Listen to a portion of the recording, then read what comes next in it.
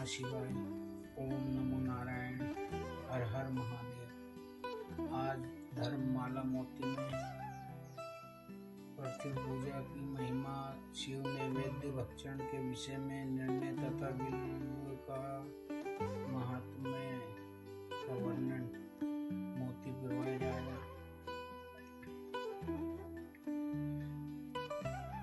तदंतर ऋषियों के पूछने पर किस कामना की पूर्ति के लिए कितने पार्थिव लिंगों की पूजा करनी चाहिए, इस विषय का वर्णन करके सूत जी बोले, महर्षियों, पार्थिव लिंगों की पूजा कोटि कोटि यज्ञों का फल देने वाली है। कलयुग में लोगों के लिए शिवलिंग पूजा जैसा श्रेष्ठ दिखाई देता है, वैसा दूसरा कोई साधन नहीं है। ये समस्त शास्त्रों का निश्चित सिद्धांत है। शिवलिंग भोग और मोक्ष देने वाली है।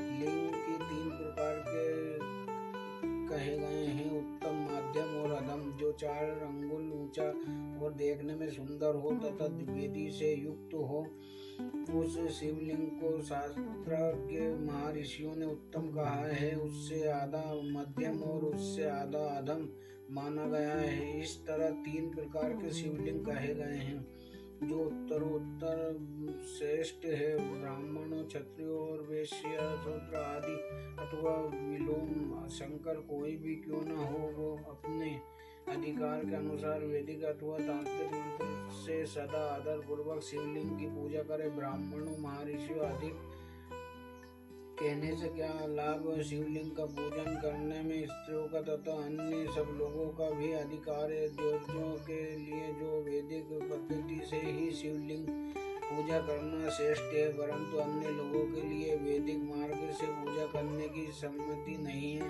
वैदिक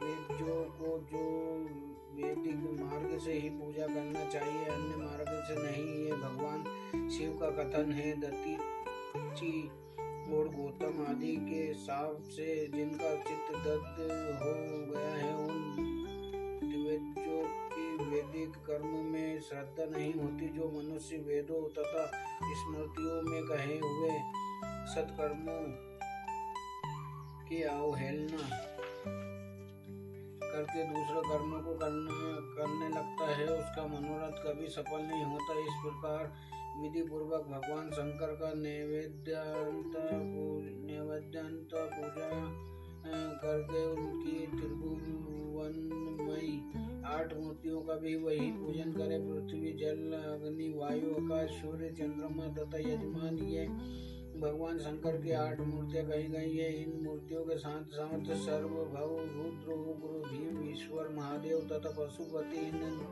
नामों की भी अर्चना करे। तदंतर चंदन, अक्षत और बिलपत्र लेकर वो ईशान आदि के क्रम से भगवान शिव के परिवार का उत्तम भक्ति भाव से पूजन करें। ईशान, नंदी, चंड, महाकाल, भृंगी, वृष, स्कंद, कपदेश्वर, सोम तथा शुक्र, ये 10 शिव के परिवार हैं, जो क्रमश ईशान आदि 10 दिशाओं में पूजनीय हैं। तत्पश्चात भगवान शिव के समक्ष वीरभद्र का और पीछे कृतिमुख का पूजन करके विधि पूर्वक 11 रुद्रों की पूजा करें। इसके बाद पंचाक्षर मंत्र का जप करके शतरुद्रीय स्तोत्र का, नाना प्रकार की स्तुतियों का तथा शिव पंचांग का पाठ करें। तत्पश्चात परिक्रमा और नमस्कार करके शिवलिंग का विसर्जन करें। इस प्रकार मैंने शिव पूजन की संपूर्ण विधि का आदर पूर्वक वर्णन किया है। रात्रि में देव कार्य को सदा उत्तर अभिमुख होकर ही करना चाहिए। इसी प्रकार शिव पूजन भी पवित्र भाव से सदा उत्तर अभिमुख होकर ही करना उचित है। जहाँ शिवलिंग स्थापित हो, उससे पूर्व दिशा का आश्रय लेकर नहीं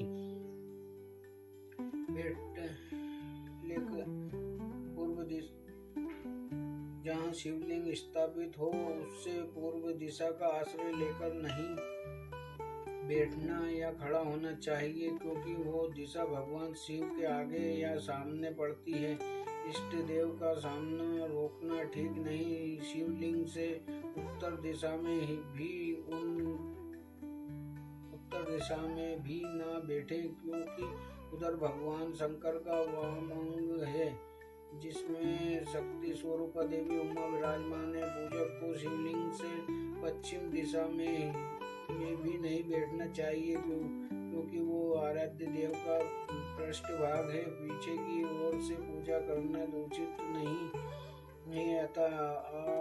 अवशिष्ट दक्षिण दिशा ही ग्राह्य है, उसी का आश्रय लेना चाहिए। तात्पर्य है कि शिवलिंग से दक्षिण दिशा में उत्तराभिमुख होकर बैठे और पूजा करे। विद्वान पुरुष को चाहिए कि वो भस्म का त्रिपुंड लगाकर रुद्राक्ष की माला लेकर तथा बिल्व पत्र का संग्रह करके ही भगवान शंकर की पूजा करे। इसके बिना नहीं। मुनिवरों तो शिव पूजन आरंभ करते समय यदि भस्म न मिले तो मिट्टी से भी ललाट में त्रिपुंड अवश्य कर लेना चाहिए। ऋषि बोले, मुनि, हमने पहले से ये बात सुन रखी है कि भगवान शिव का नैवेद्य नहीं ग्रहण करना चाहिए। इस विषय में शास्त्र का निर्णय क्या है, ये बताइए। साथ ही बिल्व पत्र का महात्म्य भी प्रकट कीजिए। सूत जी ने कहा, मुनियों, आप शिव संबंधी व्रत का पालन करने वाले हैं, अतः आप सबको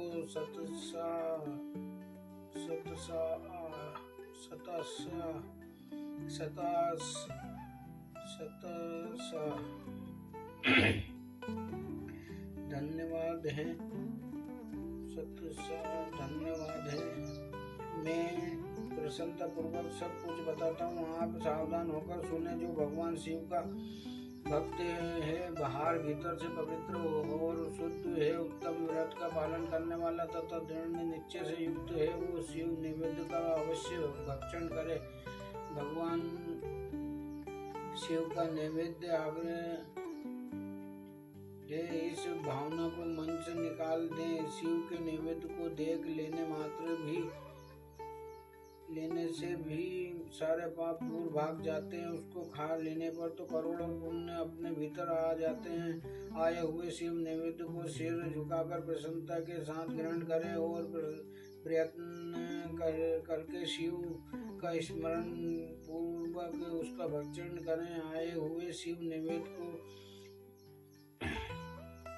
जो ये कहकर कि मैं इसे दूसरे समय में ग्रहण करूँगा लेने में विलंब कर देता है, वो मनुष्य निश्चय ही पाप से बंध जाता है। जिसने शिव की दीक्षा ली हो, उस शिव भक्त के लिए ये शिव नैवेद्य अवश्य भक्षणीय है, ऐसा कहा जाता है। शिव की दीक्षा से युक्त शिव भक्त पुरुष के लिए सभी शिवलिंगों का नैवेद्य शुभ और महाप्रसाद है, अतः वो इसका अवश्य भक्षण करे।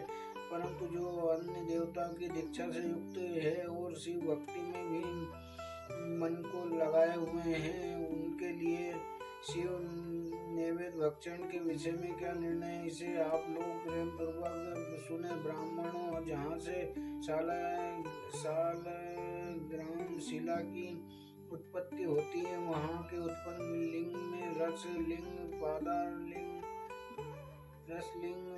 पारद लिंग में पाषाण, रजत तथा सुवर्ण से निर्मित लिंग में देवताओं तथा सिद्धों द्वारा प्रतिष्ठित लिंग में केसर, निर्मित लिंग में स्फटिक, लिंग में रत्न, निर्मित लिंग में तथा समस्त ज्योतिर्लिंगों में विराजमान भगवान शिव के नैवेद्य का भक्षण चंद्रयान व्रत के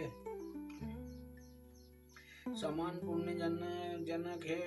ब्रह्महत्या करने वाला पुरुष भी यदि पवित्र होकर शिव निर्मल्य का भक्षण करके उसे सिर पर धारण करे तो उसका सारा पाप शीघ्र ही नष्ट हो जाता है। पर जहाँ चंड का अधिकार है, वहाँ जो शिव निर्मल्य हो उसे साधारण मनुष्य को नहीं खाना चाहिए। जहाँ चंड का अधिकार नहीं है, वहाँ के